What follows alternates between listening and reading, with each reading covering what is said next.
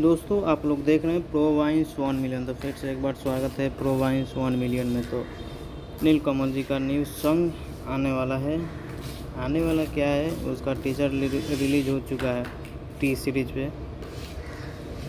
इस सॉन्ग का नाम है धीरे धीरे नाच तू। सिंगर है नीलकमल सिंह और इसमें काम की है जिसका नाम है महिमा गुप्ता।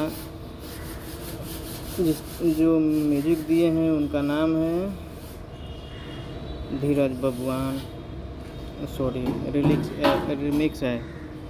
और म्यूजिक का जो दिए हैं उनका शुभम राज नाम है जी। तो आज रिलीज हो चुका है टीजर और गाना का इंतज़ार थोड़ा कीजिए। अभी डेट नहीं हुआ है कब आएगा गाना, लेकिन आने वाला है। 1-2 दिन में शायद से आ जाए।